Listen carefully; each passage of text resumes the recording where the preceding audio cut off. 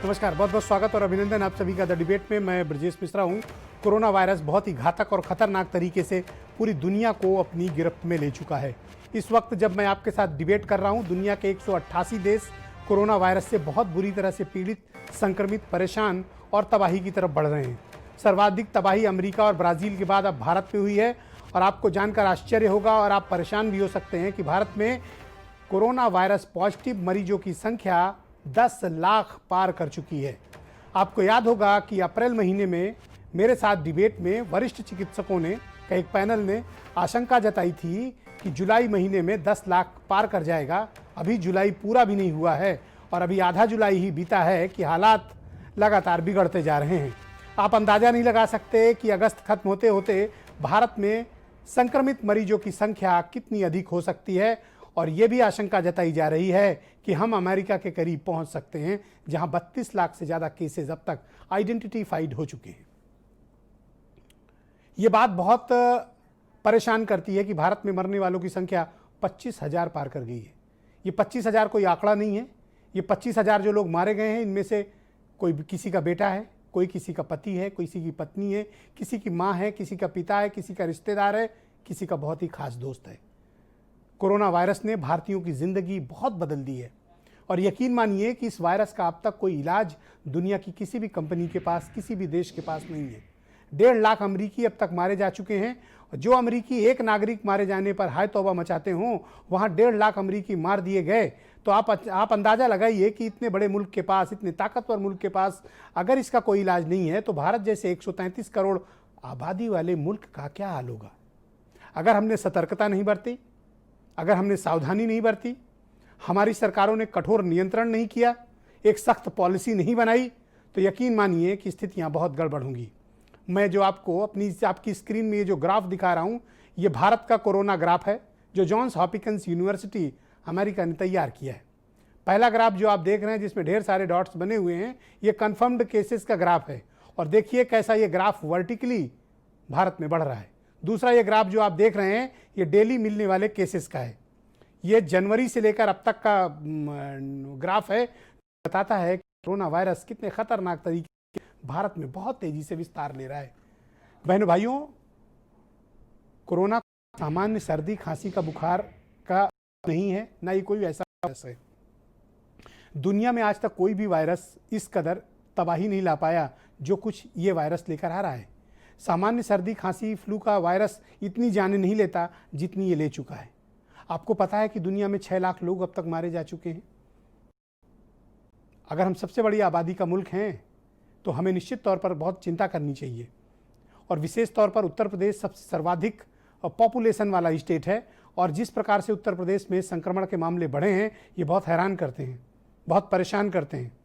आपको जानना चाहिए और आपको इस सच से वाकिफ भी रहिए कि मैं सिर्फ आज एक ही शहर की अगर उत्तर प्रदेश की बात करूं, लखनऊ की, तो यहाँ हालात बहुत बिगड़ चुके हैं। आपको पता है कि लखनऊ में मरीजों को भर्ती करने के लिए बेड का अकाल पड़ गया है। प्राइवेट हॉस्पिटल्स इंगेज किए जा रहे हैं। मरीजों को एडमिशन के लिए 8-8 घंटे एम्बुलेंस में पड़े रहना पड़ता है। 2-2, 3-3 दिन तक अगर आप कोरोना वायरस पॉजिटिव हैं तो आपको लेने एम्बुलेंस नहीं आती हैं, हॉस्पिटल में बेड्स नहीं हैं और दुर्भाग्यवश किसी की मृत्यु हो जाती है तो अंतिम संस्कार करने में 36 से 48 घंटे लगते हैं, क्योंकि हेल्थ डिपार्टमेंट के पास इतना स्टाफ नहीं है कि वो ले जाकर उसका अंतिम संस्कार करवाने के लिए जो तय प्रक्रिया प्रोटोकॉल है उसका पालन कर सकें। वो भी तब जब आपके पास लखनऊ में भी 3,000 एक्टिव केसेज हैं, बस 3,000 से भी कम है, तब ये हालत है। तो कल्पना करिए कि अगर हालत ये हो गई तो क्या होगा। सीएमओ खुद क्वारंटाइन है, कलेक्टर किसी का फ़ोन नहीं उठाता है। आज मजबूरन अपर मुख्य सचिव गृह को मुख्यमंत्री ने भेजा, वो सीएमओ ऑफिस में छापा मारने गए। आप लोहिया हॉस्पिटल, केजीएमयू कहीं चले जाइए, हालात बहुत ख़राब हैं। कोरोना वायरस पेशेंट्स की भर्तियां नहीं हो पा रही हैं, बेड्स कम पड़ गए हैं। ये तो सिर्फ एक शहर का हाल है। आप सोचिए दूसरी जगहों पर क्या हालात होगा। आप पूछिए कि बलिया में क्या हालात हैं, आप कभी पता करिए कानपुर में कैसे हालात हैं, आप पता करिए मेरठ में क्या हालात हैं, आप पता करिए नोएडा में कैसे हालात हैं। बहनों भाइयों, स्थितियां नियंत्रण से बाहर होने की कगार की तरफ बढ़ रही हैं। भारत जैसे विकासशील देशों के पास, उत्तर प्रदेश जैसे बीमारू राज्यों के पास संसाधन बहुत सीमित हैं। किसी गलतफहमी में मत रहिए, यहाँ रिसोर्सेज बहुत कम हैं। 2,500 मरीजों पर लखनऊ की यह हालत हो गई। ईश्वर न करे 25,000 होगी तो क्या होगा? कहां लिटाएंगे आप उनको ले जाके? कहां इलाज करेंगे उनका? मैं तो उत्तर प्रदेश की सरकार से रिक्वेस्ट करूंगा कि जो कोरोना वायरस पॉजिटिव पेशेंट्स पाए गए हैं, एसिम्प्टोमेटिक हैं, लक्षण उनके नहीं प्रतीत हो रहे हैं और वो पॉजिटिव हैं, उनको होम क्वारंटाइन या होटल क्वारंटाइन की इजाजत दी जाए। क्योंकि आपके पास ना तो अस्पताल में भर्ती करने को जगह है, ना आप उन्हें घर में रहने दे रहे हैं, तो ये एम्बुलेंस में बैठा के चक्कर क्यों कटवा रहे हैं एक अस्पताल से दूसरे अस्पताल भर्ती कराने के लिए? कोई तरीका तो खोजना पड़ेगा ना, वरना ये जो मेंटल ट्रॉमा है कोरोना वायरस पॉजिटिव पेशेंट्स का, ये उसकी जान ले लेता है। जिसको होता है कोरोना ना, उससे कभी जाके पूछना कि उसकी क्या हालत होती है, उसकी पूरी जिंदगी बदल जाती है। जिनके घर पे कोरोना से मौतें हुई हैं, उनका जीवन बर्बाद हो गया है। यह चेतावनी है उन लोगों को जो कोरोना को मजाक का विषय वस्तु बनाते हैं। यह चेतावनी है उन लोगों के लिए जो सड़कों पर भीड़ लगाते हैं। यह चेतावनी है उन लोगों के लिए जो बाजारों में तमाशा कर रहे हैं। यह चेतावनी है उन लोगों के लिए जो अकारण मनोरंजन के लिए घरों से निकलते हैं। कोरोना को यहां तमाशे के विषय वस्तु बनाया जा रहा है। यह जानलेवा है, यह खतरनाक है, यह आपको तबाह और बर्बाद कर सकने वाला वायरस है। अमेरिका इससे मुकाबला नहीं कर पा रहा, आप क्या कर लेंगे?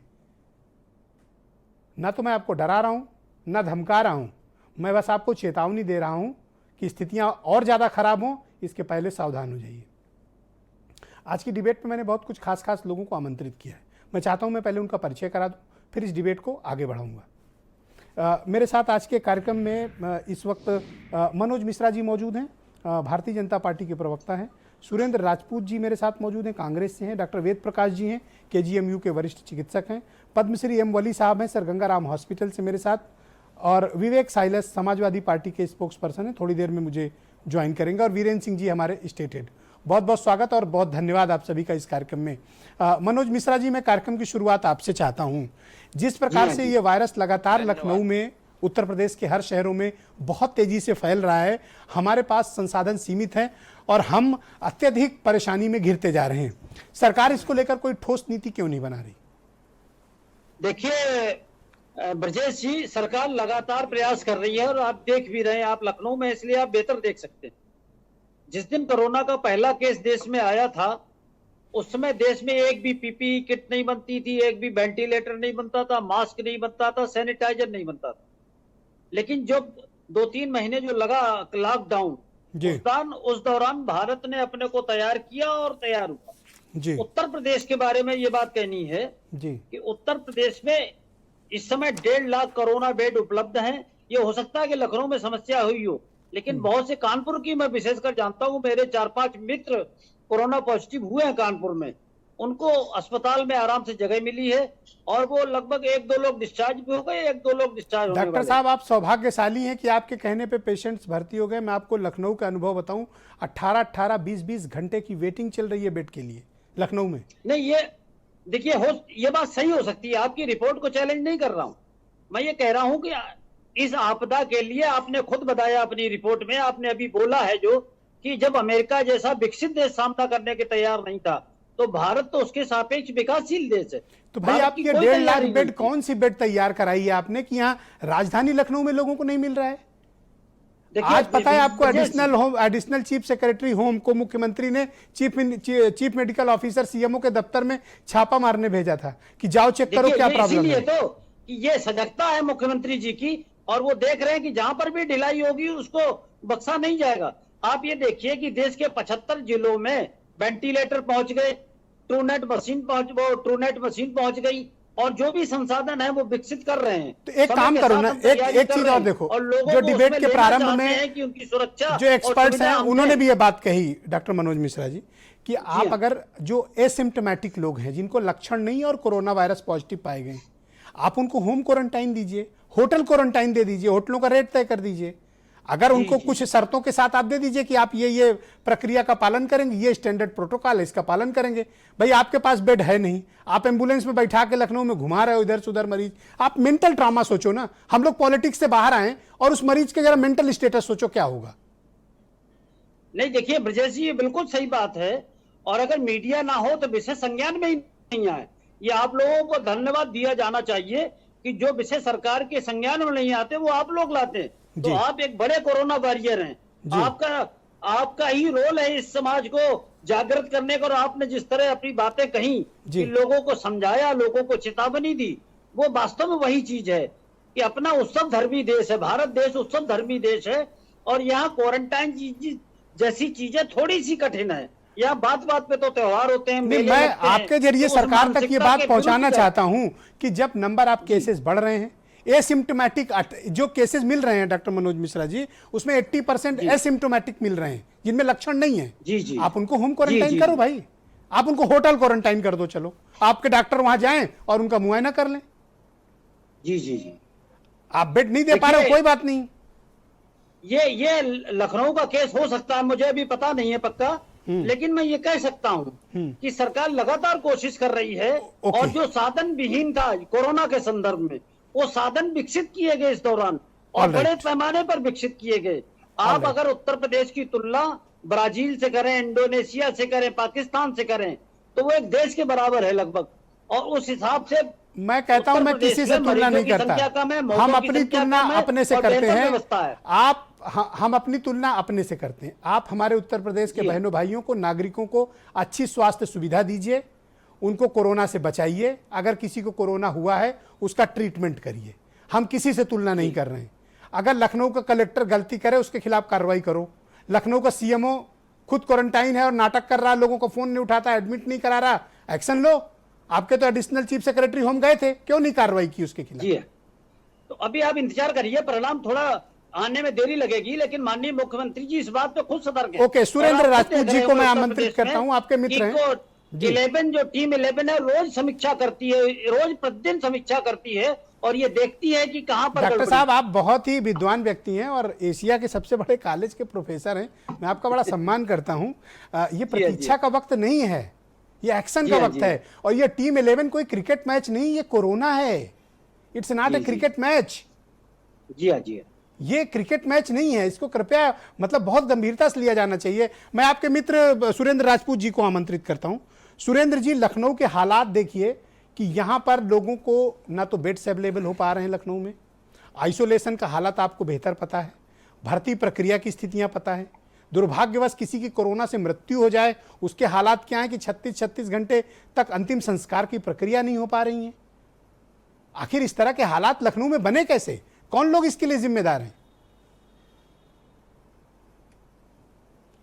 देखिए ब्रजेश भाई, हम और आप तो डे फर्स्ट से इस पर डिबेट कर रहे हैं और अहंकारी और अभिमानी जो भारतीय जनता पार्टी की सत्ता है किस तरीके से डिनायल मोड में थी जब हम लोगों ने कहा था आप स्मार्ट लॉकडाउन कीजिए, जब हम लोगों ने कहा कि आप टेस्टिंग बढ़ाइए, जब हम लोगों ने कहा आप ट्रेसिंग बढ़ाइए, तो ये लोग कोई लोग ब्राजील की, कोई अर्जेंटीना, कोई अमेरिका की, कोई इटली की, कोई स्पेन की बातें करता था और कहता था कि यहां पर ये कर दिया हमने, वो कर दिया। आप इस चीज को देखिए, जब 500 पेशेंट थे तब जबान खोल करके तालाबंदी की थी आदरणीय मोदी जी ने, और आज 10 लाख पेशेंट है तो उनकी जबान बंद है, जबान बंद है मैं कह रहा हूं। और ये सब लोग ये कह रहे थे कि हमने अगर स्मार्ट लॉकडाउन नहीं किया होता तो आज की डेट में हमारे पास ये होता और वो होता। वो सारी स्थितियां आपके सामने, जैसा जैसा आप कह रहे थे वैसी वैसी स्थितियां आई हैं। आप इस चीज को देखें कि इन लोगों ने किस तरीके से गाल बजाने का काम किया, काम करने का काम नहीं किया। अभी भी कह रहे हैं कि ट्रूनेट मशीनें हमने फलानी जगह भेज दी। अरे 20 मशीनें तो आपको कहीं ना कहीं से आपको गिफ्ट मिली है या डोनेट हुई हैं। आपने अपना क्या किया जरा ये बताइए। आपने जो है वो सारी व्यवस्था खोल करके रख दी इनके आइसोलेशन बेड्स की, वो आपके सामने है, कोई कहने की बात नहीं है। पिछले और टीम 11 की बात में एक आदमी भी पॉलिटिकल नहीं है। कहां तो सारी पार्टियों के लोग होने चाहिए थे, समाज के विभिन्न संगठनों के लोग होने चाहिए, पत्रकार बिरादरी के लोग उस टीम में होने चाहिए ताकि जनता की बात हो सके। लेकिन इनकी मैं कहता हूं टीम 11 में पॉलिटिशियंस का कोई काम नहीं है। टीम 11 में आईएएस ऑफिसर्स का कोई काम नहीं है। कोरोना वायरस से निपटने की जिम्मेदारी एक्सपर्ट्स को दी जानी चाहिए। एक्सपर्ट्स कौन है? डॉक्टर्स हैं। एक्सपर्ट्स कौन है? आईसीएमआर के लोग हैं। एक्सपर्ट्स को हैं जो महामारी के विशेषज्ञ हैं। ये उनको हैंडल करने दिया जाए ना। हमारी समस्या क्या है भारतीय लोकतंत्र में सरकार चलाने की ब्रजेश कि भाई, हम हर समस्या का इलाज या तो आईएएस ऑफिसर्स में तलाशते हैं और या तो पॉलिटिशियंस में तलाशते हैं। ये हमारी विपदा है, ये हमारी मतलब संस्थानिक समस्या है। मैं सहमति भी व्यक्त करता हूं, लेकिन ये जो आईएएस लॉबी है या ये जो पत्रकार मित्र हैं या पॉलिटिशियंस हैं, ये इसलिए नहीं है कि ये विशेषज्ञ हैं, ये इसलिए है कि ये जनता के विशेषज्ञ हैं। आप मेरी बात, एडमिनिस्ट्रेशन के विशेषज्ञ हैं, जैसे डॉक्टर बीमारी के विशेषज्ञ हैं। इस टीम 11 में अगर पत्रकार लोग होते, अगर पॉलिटिशियन लोग होते, अगर इसमें क्या नाम पुलिस वाले भी होते, तो वो सारे के सारे लोग कहीं ना कहीं जी एक्सपर्ट रखो, वो बताएगा वो बताएगा ना कि डेटा क्या है। बात हो जाने दीजिए, मेरी बात आ जाने दीजिए जनता के सामने जी। मैं वही बात कहना आप तो ऐसा व्यवहार कर रहे हैं जैसे मैं आपकी बात आने से रोक रहा हूं। निश्चित मेरा ऐसा कोई इरादा नहीं है, कृपया आप ये बात समझ लें और जनता में भ्रम न फैलाएं कि मैं आपकी बात पहुंचने से रोकता हूं। हाँ, मैं पूरा अरे भाई, अब वो उसको कह दीजिए ना कि वो तो छोड़िए इस बात को, ये इस समय राजनीतिक विषय नहीं है, इसलिए आपके ऊपर कुछ नहीं कहूंगा, लेकिन मैं अपनी बात पूरी कह दूं। तो मैं ये जो बात कह रहा था आपसे कि ये जितने लोग टीम 11 में, ये इनका मुख्यमंत्री का अहंकार बोल रहा है कि भारतीय जनता पार्टी की सरकार के लोग भी उसमें नहीं है और भारतीय जनता पार्टी के संगठन के लोग भी उसमें नहीं है, मनोज मिश्रा जैसे विद्वान लोग नहीं है उसमें। आप मेरी बात को समझिए। तो आपके सामने परिस्थितियां हैं। मैं विवेक साइलेंस को आमंत्रित करता हूं। 23 करोड़ के राज्य में पूरी तरीके से हो जाए, तो मैं आपको जिम्मेवारी से कह रहा हूं कि बहुत बुरा हाल दिखाई देगा आपके सामने। ईश्वर न करे कि बुरे हालात से हम लोग गुजरे, पर लेकिन परिस्थितियां तो यही दिखा रही हैं। नए एवेन्यूज देखने होंगे। ऑलराइट, विवेक साइलेस जी मेरे साथ मौजूद हैं, समाजवादी पार्टी के स्पोक्स पर्सन हैं। 24 घंटे के भीतर भारत में 35,000 के आसपास मामले मिले हैं। इससे बड़ा कोई खतरनाक संकेत भारत के लिए हो नहीं सकता। और यूपी जहां पर हम 300-400 केसेस मिलते थे, आज आपको पता है कि 1700, 1800, 1600 केसेस पर डे मिल रहे हैं। लखनऊ के हालात पता है, डीएम फोन बंद करके भाग गया, सीएमओ मिल नहीं रहा है, बड़ी मुश्किल से डीएम मिले भी तो कह रहे हैं हम व्यवस्था करा रहे हैं। हालात ये है कि जो पॉजिटिव पेशेंट्स पाए गए हैं उनको बेड तक नहीं मिल पा रही है। नहीं ब्रिजेश जी, मैं बिल्कुल आपसे सहमत हूँ। और कल आपका डिबेट मैं देख रहा था अपने घर पे बैठ के, और उस पर आपने बताया था, आपके यहाँ डॉक्टर लोग भी आए थे, उन्होंने एकदम साफ साफ बताया था कि सरकार क्या कर रही है। लेकिन सबसे बड़ा सवाल है कि जब से कोरोना का क्राइसिस स्टार्ट हुआ है, जो ग्राफ कोरोना का है वो इंक्लाइन मोड में है, वो बढ़ता जा रहा है, वो स्टेबल मोड में अभी नहीं आया है। अगर डिक्लाइन करना है तो पहले आपको स्टेबिलिटी लेकर आनी पड़ेगी, तभी वो डिक्लाइन मोड में जाएगा।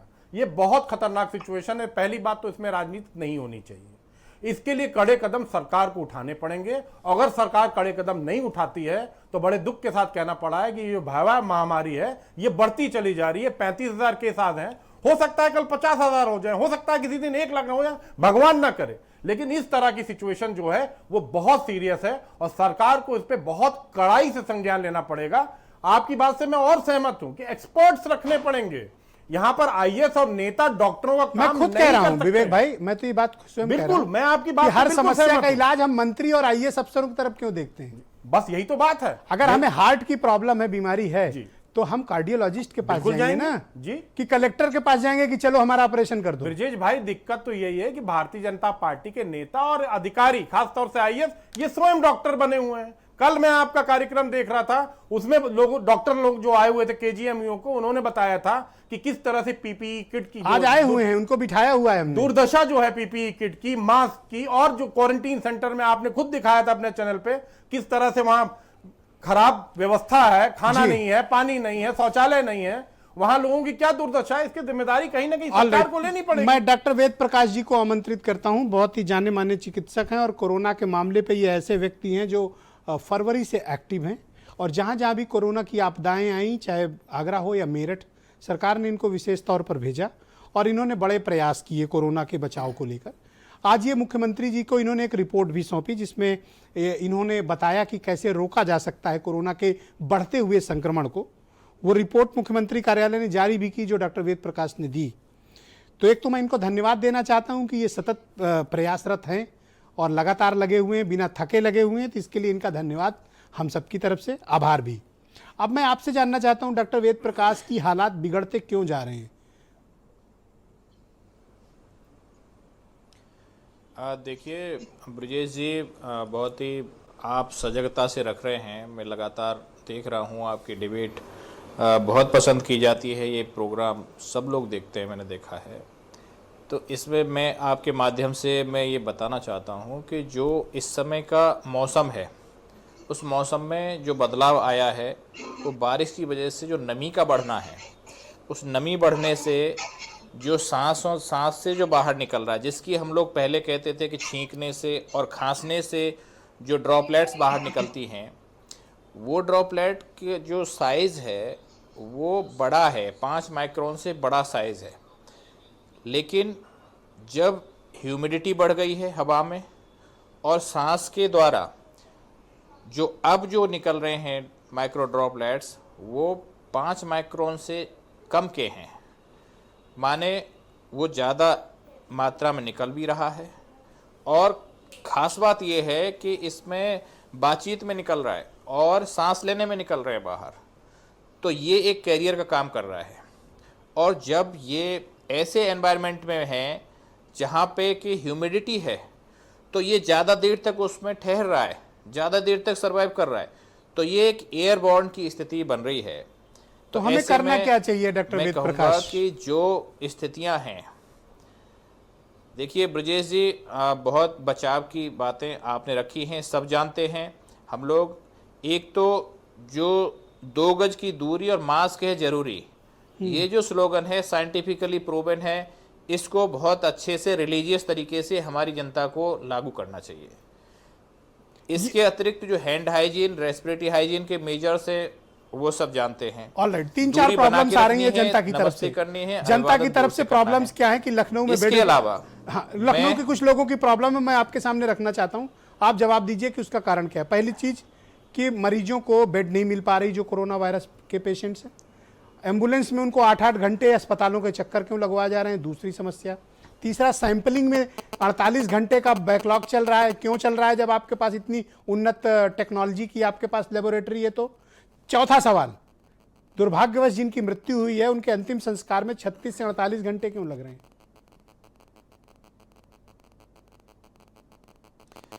देखिए ब्रजेश जी, मैं एक प्रसार पे बात कर रहा था, तो जो महत्वपूर्ण पहलू है वो मैं आपको पहले बता दूं। जब हमारे लोग ज़्यादा एग्रीगेशन है, खासकर जैसे कहीं ऑफिस है, आपका ऑफिस है, उसमें संख्या अगर ज़्यादा है और वेंटिलेशन प्रॉपर नहीं है, तो ये जो वायरस है ये ज़्यादा देर तक रह रहा है उसमें और एयरबॉर्न होने के चांसेस हैं। आपके ऑडियो में थोड़ी सी प्रॉब्लम आ रही है, मैं उसको ठीक कराता हूँ डॉक्टर वेद प्रकाश। थोड़ा सा आपकी ऑडियो करेक्ट कर रही है, मैं ठीक करा के वापस आपके पास पलट कर आता हूँ।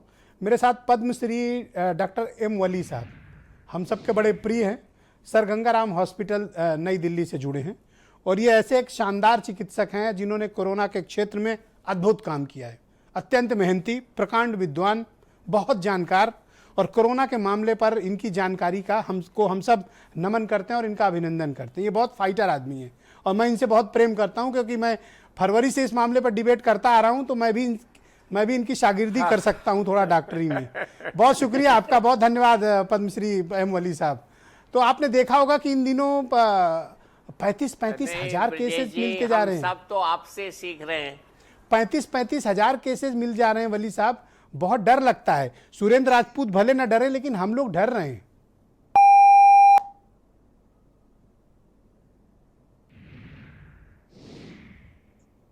आप मुझे सुन पा रहे हैं वली साहब? मेरा संपर्क उनसे स्थापित नहीं हो पाया है। मैं डॉक्टर वेद प्रकाश के पास वापस चलता हूं और उनसे यही समझने की कोशिश करता हूं कि क्या प्रॉब्लम है और इस इशू को हम कैसे निपटें, और ये लखनऊ में बेड की उपलब्धता न होने का कारण क्या है डॉक्टर वेद प्रकाश? देखिए ब्रजेश जी, ये प्रयास लगातार हो रहे हैं। मेरा कहना है कि जो डेजिग्नेटेड सेंटर्स हैं, L1 के सेंटर्स अलग हैं, L2 के अलग हैं, L3 के अलग हैं, लेकिन हो ये रहा है कि जो L3 के सेंटर्स हैं डेजिग्नेटेड, वो लक्षणों के आधार पे हैं, ना कि स्टेटस के आधार पे। तो हर आदमी जो कोशिश कर रहा है वो KGMU, PGI या लोहिया की कोशिश कर रहे हैं, तो इससे भी समस्याएं आ रही हैं। इसको जिला प्रशासन देख रहा है। सर, जो VIP होगा, जिसके पास सिफारिश होगी, जिसके पास मंत्री, चीफ सेक्रेटरी और मुख्यमंत्री के यहाँ की पकड़ होगी, उसके यहाँ से पीजीआई को फ़ोन जाएगा और उसको पीजीआई में आप एडमिट कराएंगे। जो उससे हल्के का तबका होगा उसको आप लोहिया में एडमिट कराएंगे, और जो बहुत ही गरीब गुरबा होगा उसको आप सरोजनी नगर, मोहनलालगंज और केजीएमयू में पटक देंगे ले जाके। ये भेदभाव हो रहा है सर, खुला हो रहा है। मैं तो चुनौती दे रहा हूं, जांच करा ली जाए इस बात की, अगर मेरे आरोप गलत हो तो। ये ब्रजेश जी, इसी को कॉम्प्लिकेटेड जो इश्यू है, जिसमें कि हर आदमी जिसको हो रहा है बीमारी, उसको चाहे सिम्टम है या नहीं है या माइल्ड है, लेकिन उसको टर्सरी केयर वाला जो सेंटर है, L3 सेंटर, उस पे जाना है। तो ये जो एक टेंडेंसी हमारे लोगों की है, इसको थोड़ा बदलना होगा हम लोगों को। और जो संसाधन हमारे पास हैं, जो डेजिग्नेटेड किए गए सेंटर्स, उसी व्यवस्था को हम लोगों को बहाल करना पड़ेगा। ओके, डॉक्टर मनोज मिश्रा जी, ये हालात ठीक नहीं है, आपको इस पर बहुत तत्काल ध्यान देने की आवश्यकता है, क्योंकि सिचुएशन हाथ से निकल जाए और उसके बाद आप जागें तो फिर आपके हाथ से चीजें निकल जाएंगी। देखिए ब्रजेश जी, आपकी जो बातें हैं वो बड़ा प्रशंसनीय है और सरकार का ध्यान खींचने लायक है, और इन पर काम भी होगा। आज सरकार ने निर्णय किया है कि हर जिले में कोविड कमांड सेंटर होगा, और जिससे पूरे जिले की निगरानी होगी और इस तरह की समस्याओं से मुक्ति मिलने की प्रयास होगा। ये बात सही है कि कहीं न कहीं ये गड़बड़ी हो रही है, तभी आप रिपोर्ट कर रहे हैं और तभी ये समाज के बीच आ रहा है। लेकिन आप ये देखिए कि सरकार अधिकतम स्तर पर प्रयास कर रही, पहली चीज। दूसरी चीज, मैं अपने मित्र सुरेंद्र राजपूत जी की एक बात का जवाब देना चाहता हूँ। इन्होंने हेडलाइन मैनेजमेंट का काम कर रही है सर। उन्होंने काफी राय दी और वो राय अच्छी है, ऐसा नहीं कि स्वागत सिर्फ हेडलाइन मैनेजमेंट का काम कर रही है सरकार। सुनिए, सरकार डॉक्टरों को उनके वेजेस नहीं दे रही है, उनके भत्ते नहीं दे रही है। सुनिए सुरेंद्र जी, बात सुनिए। आप जब बोल रहे तब हम नहीं बोल रहे। आप यकीन मानिए मेरी बात का कि क्वारंटाइन सेंटर ऐसे जहां पर पंखे नहीं है, खाना नहीं है।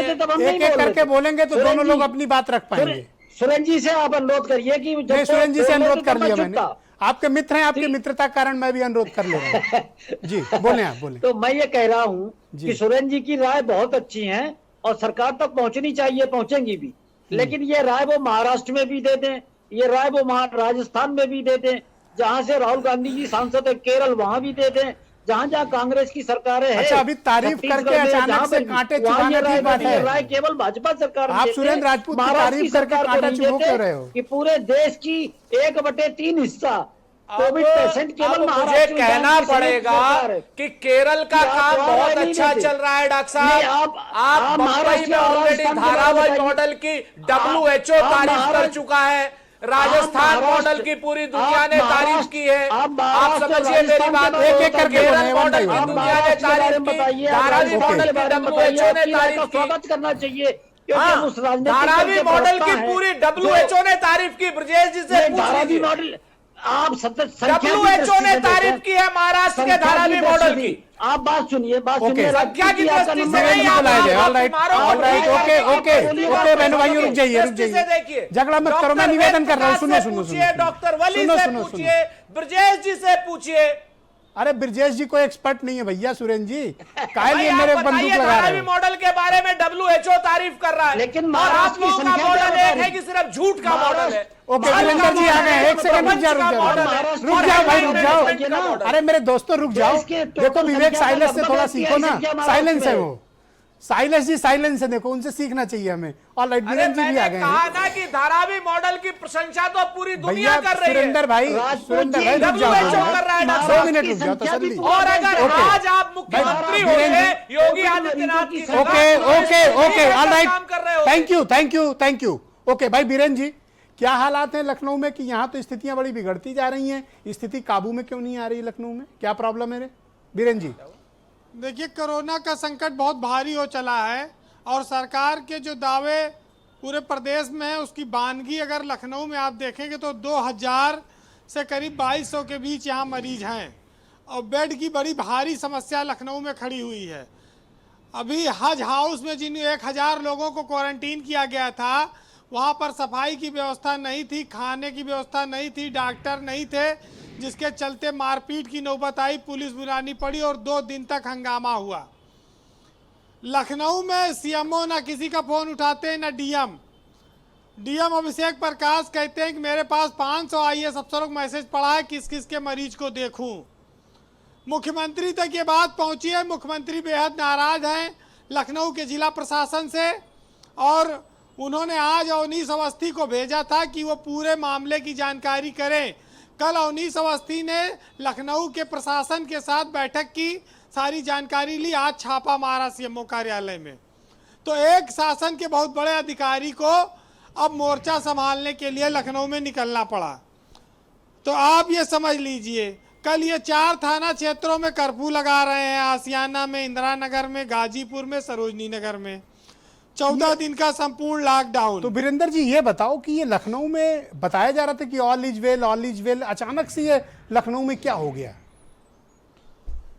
ब्रजेश जी, हमारे देश की बड़ी विडंबना है कि जो प्रदेश का सबसे बड़ा और सबसे चर्चित शहर है, राजधानी है, वहाँ पर व्यवस्था क्यों चरमरा गई, वहाँ पर दावे क्यों खोखले हो गए, वहाँ पर मरीज को 10-10 घंटा एम्बुलेंस में बैठ के लोहिया, साड़ा, मऊ और पता लगा केजीएमयू और तो सरोजनी नगर कहाँ चक्कर लगवाया जाता तो ये है। कलेक्टर और प्रशासन ये सब क्या करता है? तो मुख्यमंत्री की हर मीटिंग्स में ये लोग तो बड़े रोजी बड़े गुलाबी पिक्चर तस्वीरें पेश करते थे कि लखनऊ में तो बहुत अच्छा है, इनकी फाइलों में तो बहुत बढ़िया था सब। ये सब अदम गोंडवी के वो शिष्य हैं, तुम्हारी फाइलों के मौसम गुलाबी वाले, और ये लोग हरदम व्यस्त रहते हैं, फोन नहीं उठता है।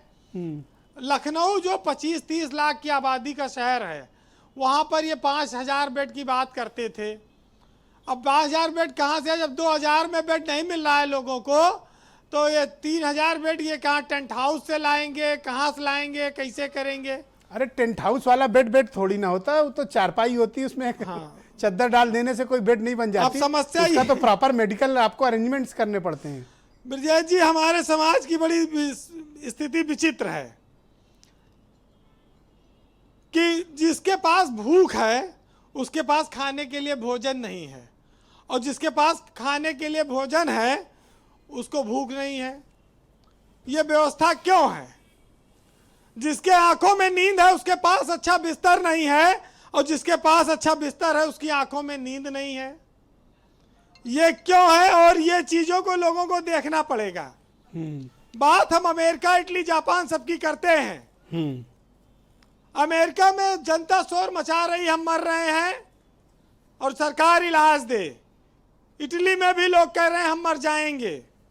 ब्रिटेन में लोग मान रहे काफी मौतें हुई हैं, वहाँ कई लोगों का वक्त करीब है।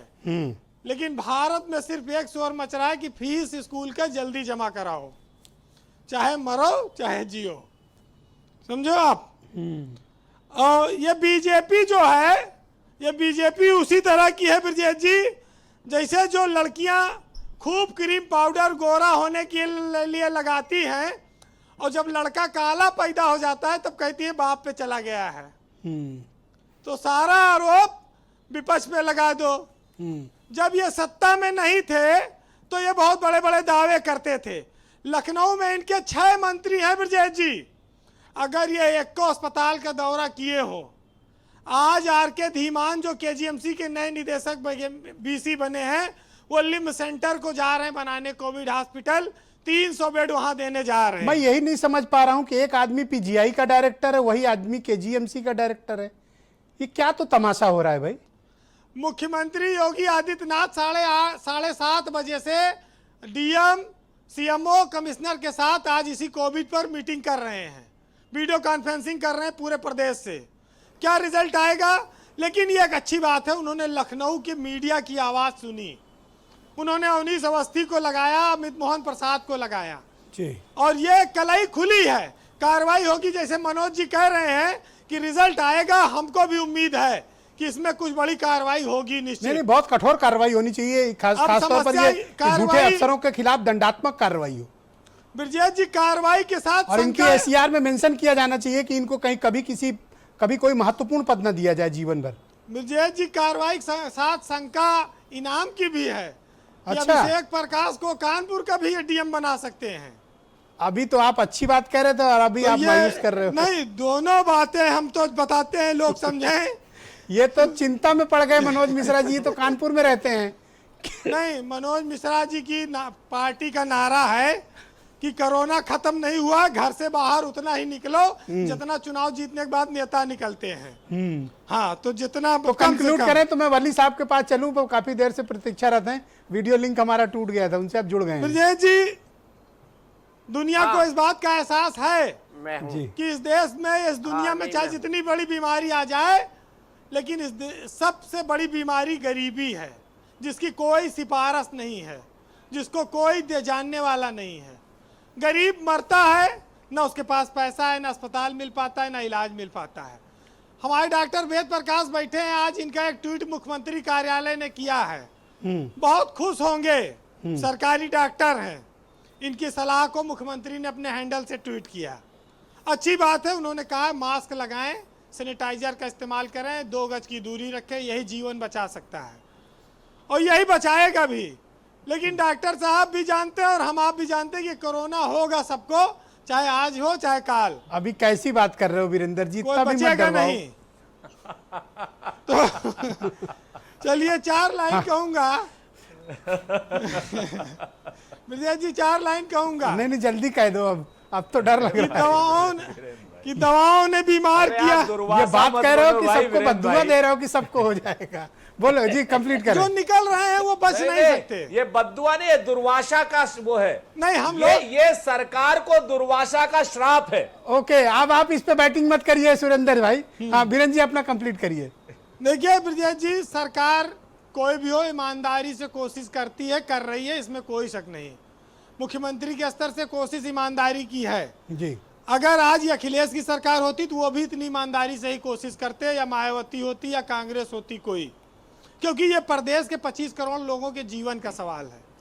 मैं बस इतना कहूंगा कि जो हवाओं ने हमें बीमार किया है, जो कोरोना ने बीमार किया, उसके अलावा क्या कैसे हम बीमार होते हैं ये देखिए। कि दवाओं ने बीमार किया, क्योंकि दवाएं बड़ी महंगी है, बड़ा महंगा इलाज है, बड़ी महंगी महंगी दवाएं आती। दवाओं ने बीमार किया, हवाओं ने बीमार किया, और जैसे हमारे लोकतंत्र को नेताओं ने बीमार किया।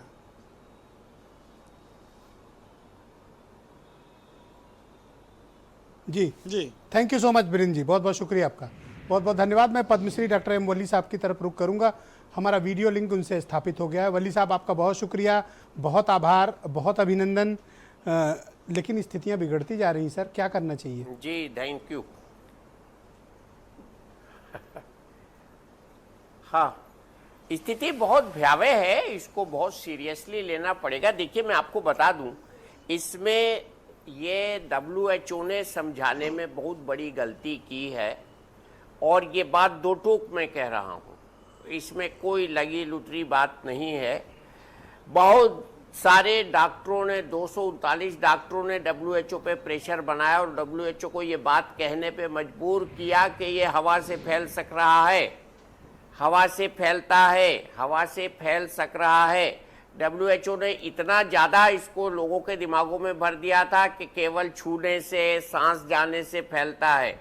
अभी क्या है, जैसे कि अभी हमारे डॉक्टर साहब ने बताया कि ह्यूमिडिटी की वजह से इसका संक्रमण बहुत ज़्यादा हो रहा है। मैं लोगों से कह रहा हूँ, डबल मास्क लगाइए, डबल मास्क लगा के काम कीजिए। एक मास्क से रुकावट नहीं हो रही है, या N95 मास्क लगाइए सब लोग, ये सबसे बड़ा इसका रोकथाम का उपाय है। दूसरे, सैनिटाइजर का इस्तेमाल कीजिए, और तीसरा, दूर रहिए। कोरोना है, सब में मान के चलिए कि सामने वाले को कोरोना है, तब उसका आपको एक इमेजिनेशन होगा, जिसको कहते हैं इस्तेहजार, जिसको कहते हैं एहसास, जिसको कहते हैं प्रभाव को महसूस करना। तो कोरोना को जब हम बात कर रहे हैं तो हम 10,14,248 केस पर अभी हैं। रात भर में ये 10.25 लाख हो जाएंगे।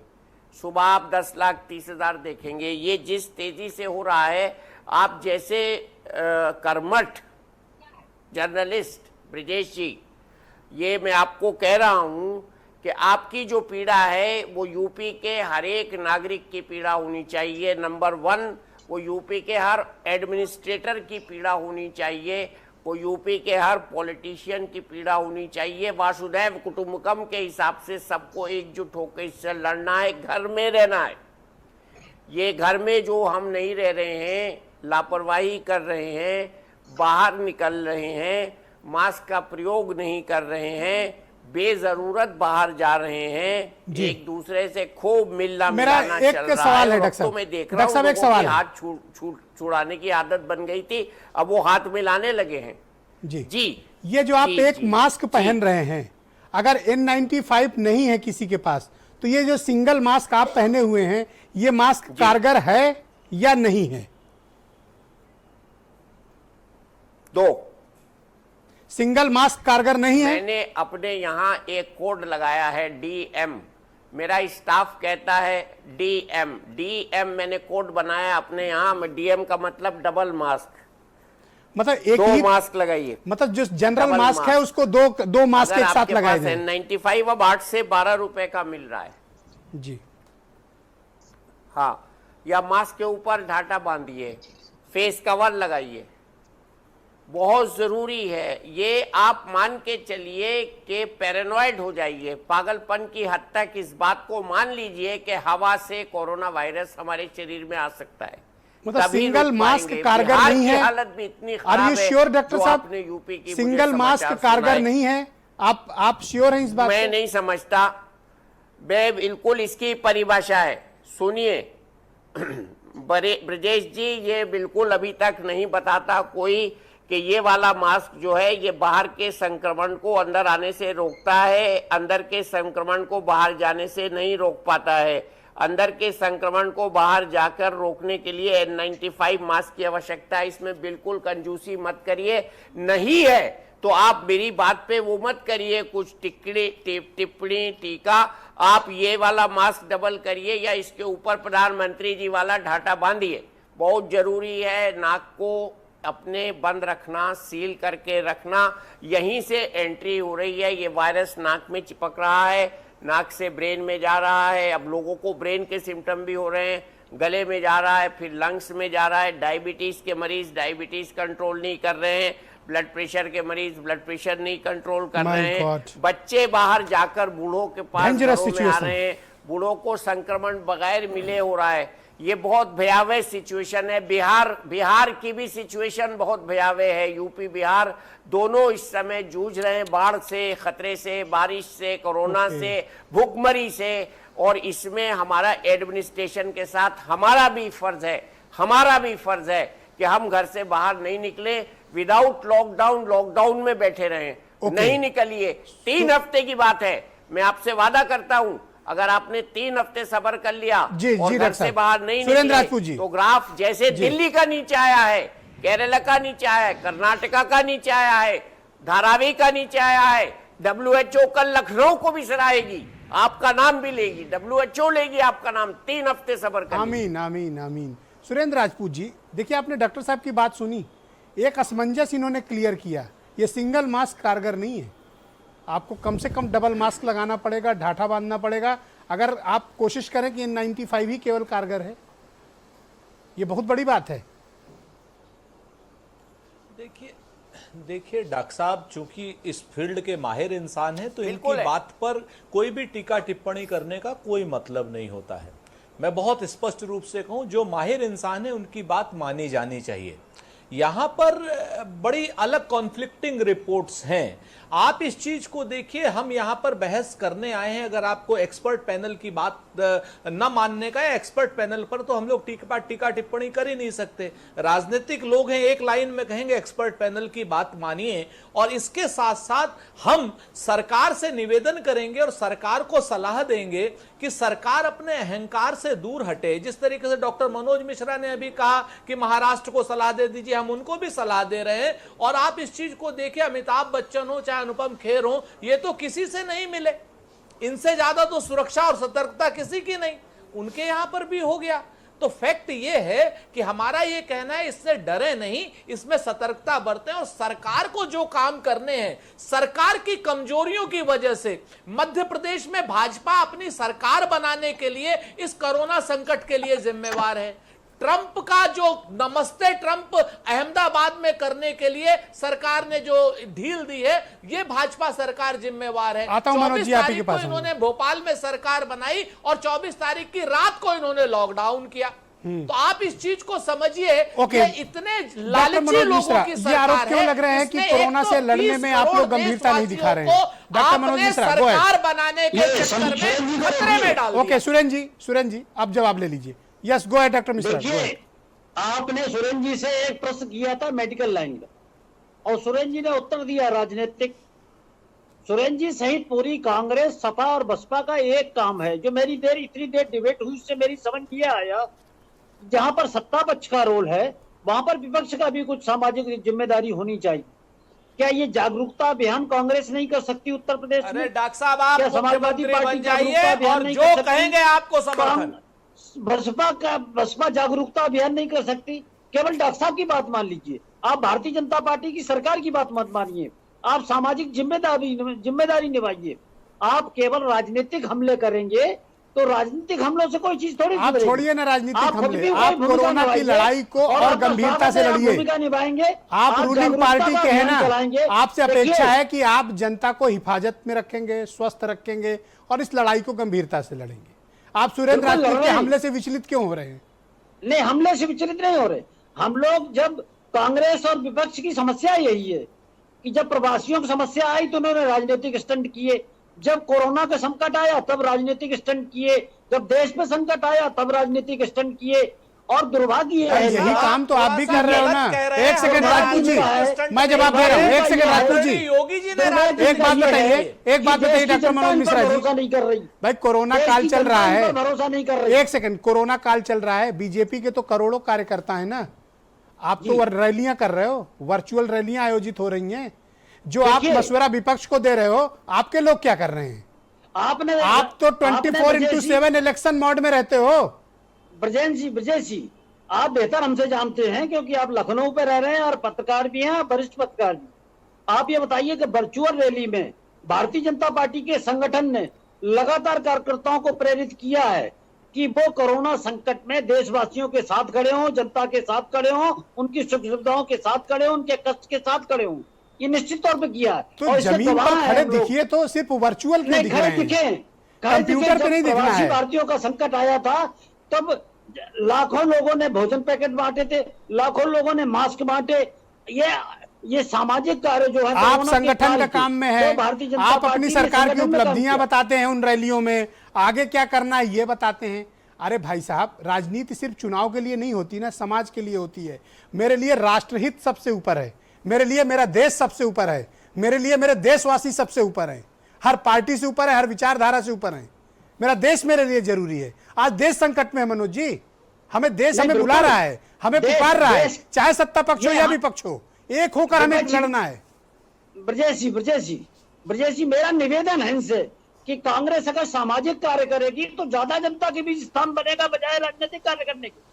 ओके। ये लगातार राजनीतिक प्रयास करते हैं। विवेक जी, क्या ये वक्त नहीं है कि डॉक्टर राजनीतिक साहब, पार्टी कांग्रेस को पूरी अपनी सामाजिक ताकत का कार्य इस्तेमाल करती है, कर awareness रही है drive और पे करना करती चाहिए? रहेगी। ये सही वक्त है या आप नहीं है? लोग लाठी मार ओके, रहे हैं, विवेक हमारी जी, बातें go ahead. नहीं ले रहे हैं, ओके, सुरेन हमारे जी, please. सामाजिक कार्यों को ओके, सुरेन जी, recognize करने की विवेक जी, बात go ahead, नहीं please. कर रहे हैं। विवेक जी, और go आप ahead. आज तक सर्वदलीय बैठक ब्रजेश नहीं भाई बुला आपका पाए। क्वेश्चन मेरे तक मेरा नहीं आया, सवाल आप दोबारा आपसे ये पूछना है पड़ेगा आपको। कि क्या ये सही वक्त नहीं है कि राजनीतिक दलों को अपनी कार्यकर्ताओं की पूरी ताकत जनता को जागरूक बनाने में लगानी चाहिए, ना कि इलेक्शन मोड की तैयारी में करने की? जी ब्रजेश जी, बिल्कुल आपकी बात से मैं सहमत हूँ। इस समय राजनीति करने का कोई औचित्य नहीं है। जिस तरह का संकट आया हुआ है देश पे, प्रदेश पे, आज हम विश्व में तीसरे नंबर पे आ चुके हैं, तो ये सिचुएशन बहुत सीरियस है और बहुत खतरनाक है। इस समय राजनीति, जैसे मैं अभी सुरेंद्र भाई को देखा और मनोज मिश्रा साहब को देखा कि वो कहने लगे कि वह महाराष्ट्र में क्या हो रहा है, केरल में क्या हो रहा है, ना, हम लोग ये तो उस समय उत्तर प्रदेश में है। ये वो समय नहीं है ब्रजेश भाई। इस समय सबको मिलके एक साथ खड़े होकर हम खड़े हैं, हम सरकार के साथ खड़े हैं, क्योंकि हम जनता से जुड़े हुए हैं, हम सरकार के साथ खड़े हुए हैं। आप हमको बताएं हमको क्या करना है। हम सड़कों पे पहले भी उतरे थे जब प्रवासी मजदूर आए थे, हमारे कार्यकर्ता लगातार बहुत खड़े बढ़िया, थे, बहुत जबकि अच्छी विपक्ष बात में आपने कही, आई अप्रिशिएट। हम खड़े हैं, हमको कोई राजनीति नहीं डॉक्टर करनी वेद है। प्रकाश, हमको डॉक्टर वेद जनता का प्रकाश हित चाहिए, लेकिन सरकार को कहीं ना आपके पास कहीं बेड नहीं है जवाबदेही भर्ती करने बनती को, है। डॉक्टर वेद प्रकाश आपके पास बेड नहीं है भर्ती करने को, आपके पास क्वारंटीन का इंतजाम नहीं है। तो भाई साहब आप मुझे बताइए, आप सरकार को ये सलाह आज मुख्यमंत्री को आपने क्यों नहीं दी कि वह तो होम क्वारंटाइन जो एसिम्प्टोमेटिक हैं, अगर आप होम नहीं क्वारंटाइन करने के आपके पास पॉलिसी नहीं है, होटल क्वारंटाइन कर दो भाई साहब। कहाँ जाएंगे? इलाज कर नहीं रहे हो तो ये बेचारे जाएं कहाँ पेशेंट लोग? आप होम क्वारंटाइन या होटल क्वारंटाइन के लिए सरकार से कहिए, बात करिए आप। देखिए ब्रिजेश जी, आप बहुत वरिष्ठ हैं और आपके द्वारा लगातार रखा गया है मामले को और उसको सरकार देख रही है। कई सारे कॉम्प्लिकेशंस हैं, उसमें निर्णय लेगी, सारी चीज़ें देख करके निर्णय होगा। और मुझे लगता है कि जो आपकी आवाज़ है वो काफ़ी लाउडली पहुंच रही है और निश्चित ही मुझे लगता आप है इस पक्ष में है कि अगर हम लोग होम क्वारंटाइन जिम्मेदार किया जाए, नागरिक जो की तरह से व्यवहार एसिम्प्टोमेटिक करेंगे। केसेस हैं जो 80% से ज्यादा हैं। देखिए उसमें जो आशंका है, उसमें ये आशंका है कि जो हम घर में रखेंगे तो क्या वो जिम्मेदारी पूर्वक व्यवहार कर पाएंगे हमारे नागरिक? क्या वो लोग घर में से बाहर निकल के नहीं घूमेंगे? क्या वो अपने घर वालों से दूरी प्रॉपरली बनाएंगे?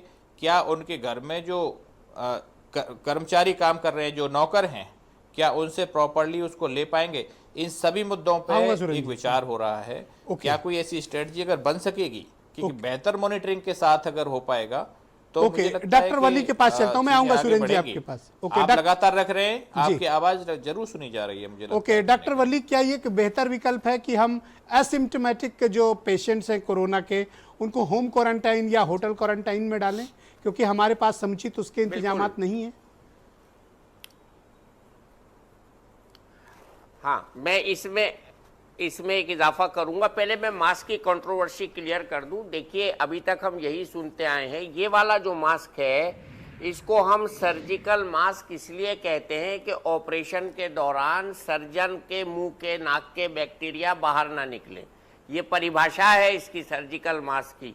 अगर ये बाहर से अंदर जाने की रोकथाम करता तो इसको सर्जिकल मास्क नहीं कहते।